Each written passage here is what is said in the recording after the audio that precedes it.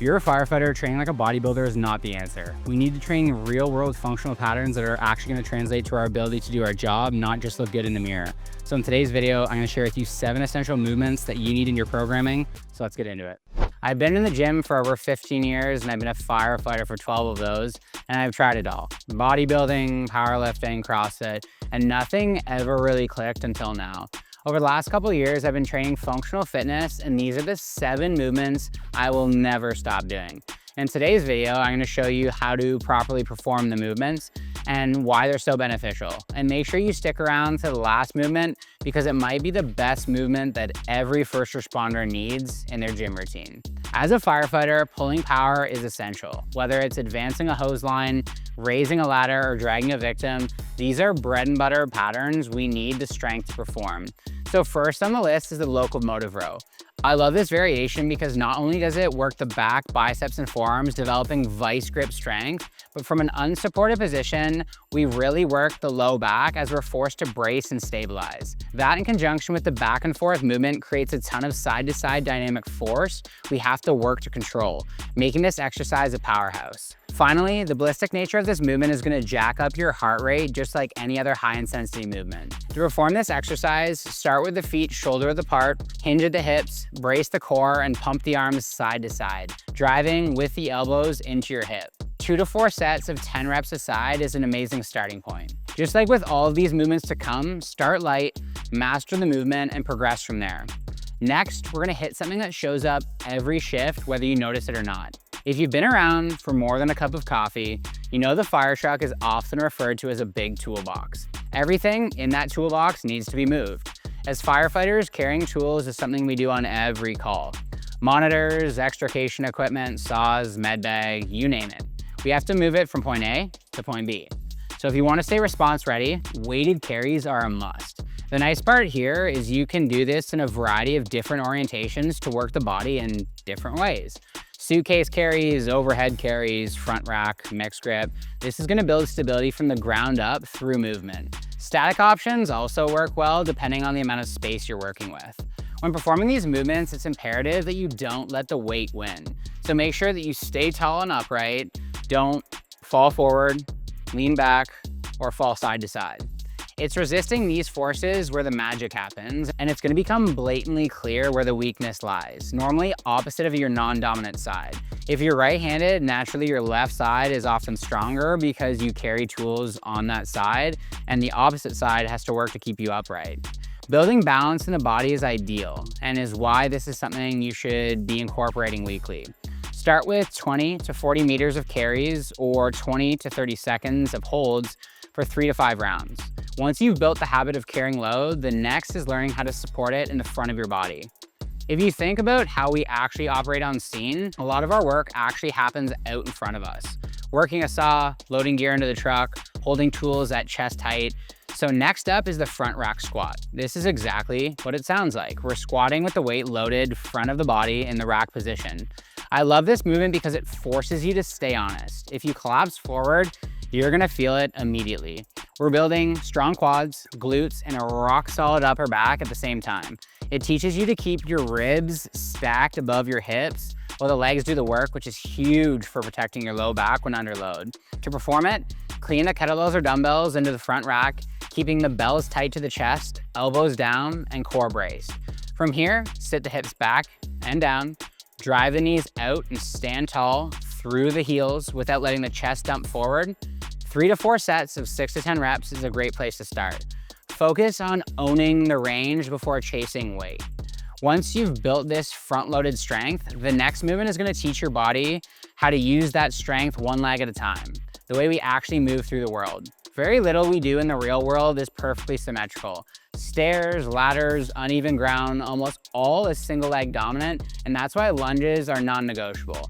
Walking lunges, reverse lunges, forward lunges, overhead lunges, they all challenge the body differently, but the outcome is the same. You're building single leg strength, balance, and hip stability that pays off every time you climb, descend, or move under load.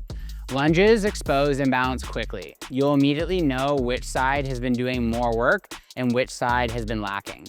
To perform them, step under control, keep the hips square, the rib cage stacked, Lower until the front knee is roughly at 90 degrees, and then drive through the front heel to come back up.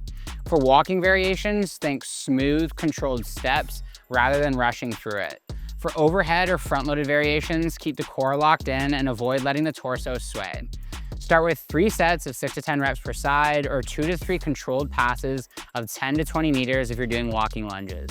Once you've got this dialed in, you've laid the foundation for the next movement, one that's gonna act like a turbocharger for power and conditioning. Now we're gonna talk about one of the most underrated but powerful tools in the Firefighter workout kit, the kettlebell swing. Think of the swing as a way of building your engine and your brakes at the same time. It's a ballistic hip hinge that teaches you to generate power through the hips instead of muscling everything with your low back. Done properly, it builds explosive strength and grip and serious conditioning without beating you up all at the same time. When we have to move fast and repeatedly upstairs, through hallways, around obstacles, having hip power is massive. To perform the kettlebell swing, start with the bell slightly in front of you, hike it back between your legs like you're snapping a football, then snap the hips forward, letting the bell float up to chest height. The arms act as a pendulum. The power comes from the hips. Keep the spine neutral, brace the core, and avoid turning it into a squat. This is a hinge, not a squat. You can use a single bell, 2 hands, or eventually progress to a single arm or alternating swing once the pattern is solid. A good place to start is 3 to 4 sets of 12 to 20 reps, focusing on crisp, powerful movement over sloppy volume. And while this builds forward back power and conditioning, the next movement is gonna challenge a different plane of motion that we often forget about until we get hurt. So far, we've talked a lot about forward, back, up, down, but the body has to be able to handle rotation and anti-rotation, especially when crawling, searching, or working in confined spaces. That's where kettlebell drags and rotational work like the around the world comes in. These movements build stability through the shoulders, hips, and core in ways that feel similar to what we do on the job, navigating tight spaces, searching rooms low to the ground, or shifting tools around the body while trying not to get pulled out of position. For the kettlebell drag, start in a tall plank or modified crawl position with the bell just outside of one of your hands. Reach across with the opposite hand, drag the bell underneath you and place it on the other side without letting the hips sway all over the place. Every rep is a fight to keep the torso quiet while the limbs move. For around the world, stand tall, brace the core, and pass the kettlebell around your body in a smooth circular motion. 2 to 3 sets of 6 to 10 reps per side or per direction is plenty to start. This kind of work doesn't look flashy, but it's the kind that builds control and resilience and keeps you injury-free when things get awkward. Once you've built pulling strength, carrying capacity, single leg strength, rotation, and control, there's one movement that ties it all together, and it might be the most valuable out of anything on this list. The last movement is the clean to press. And if there was one exercise I could give every firefighter, this would be it. The clean and press is a full kinetic chain movement that teaches you how to generate force from the ground up and transfer it efficiently through the entire body.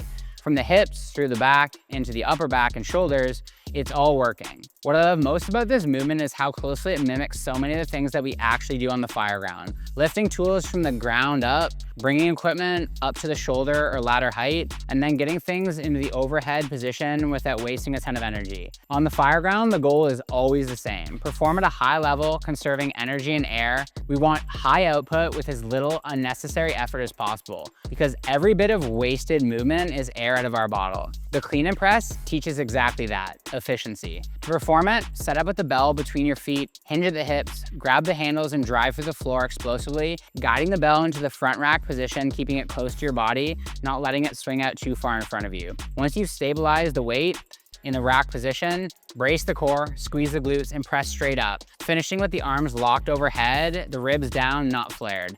Then lower it with control, repeat. You can run this as single arm or double arm, depending on your experience and the equipment that you have access to. Start with 3 to 5 sets of 3 to 6 reps per side, or 6 to 12 reps on both sides. Focus on clean technique and crisp power. Mastering this movement will make you stronger, more coordinated, and more efficient, and it'll change how you feel moving under load when you're doing those job-specific tasks. These are the 7 movements every firefighter needs. If you start plugging these into your weekly training, heavy enough to challenge you but controlled enough to execute well, you're gonna notice the difference firsthand, not just in the gym, but in how you move, how you recover, and how you feel on the floor. If you want help building a firefighter-specific training plan and join the 1,000+ first responders that we've helped, I've dropped some resources in the description below. And until next time, train hard and stay safe.